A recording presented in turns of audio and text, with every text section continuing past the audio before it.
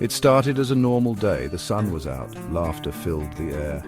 A group of friends, young and full of life, spent the day at Silver Stream Beach, just outside of Cape Town. They soaked up the sun, played in the waves and made memories, but their laughter was cut short. As the sun began to set, casting long shadows across the beach, they packed up and headed home. Little did they know, their light-hearted journey back would turn into a nightmare. At the corner of Old Mamre and Silver Stream roads, their car was ambushed.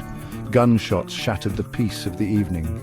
5 lives, aged between 18 and 30, were cut tragically short. 5 others were left injured, forever scarred by the trauma of that night. This wasn't just a random act of violence. This was the Atlantis mass shooting, a chilling reminder of the grip gun violence has on Cape Town.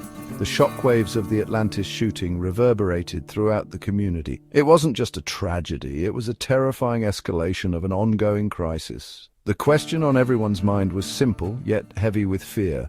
Who would be next? Months passed, but the shadow of violence remained. Just a few months later, on Valentine's Day 2025, another heart-wrenching incident shook the city. A 5-year-old boy, his life barely beginning, was caught in the crossfire.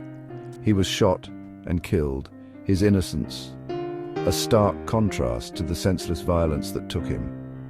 A man was also seriously injured in the same incident, another victim added to the grim tally. These shootings, while miles apart and seemingly unconnected, painted a grim picture.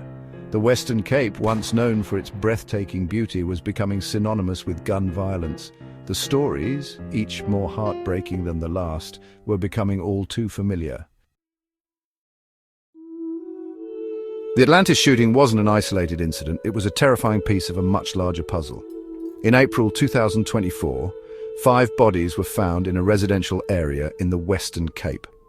All 5 deaths were being investigated as murders, all involving gunshots. Fear began to grip communities. The motives were unclear, but the message was chilling.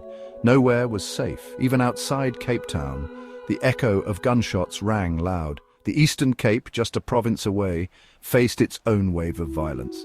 Mass shootings in New Brighton, Biti, Kumbu and Lusikisiki left communities reeling and searching for answers. The body count continued to rise, a grim testament to the proliferation of illegal firearms.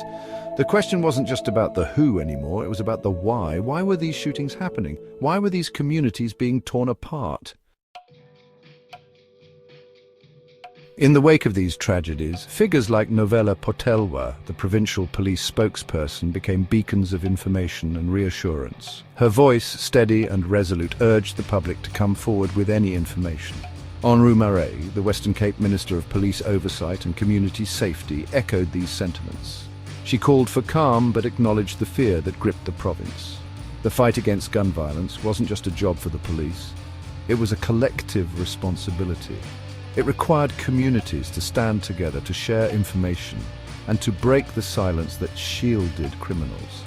It was a call to action, a plea for unity in the face of fear. Despite the darkness, there was a glimmer of hope. The communities, though shaken, were not broken. They were coming together, organizing marches, holding vigils, and demanding change. They understood that the fight against gun violence was a marathon, not a sprint, and they were in it for the long haul.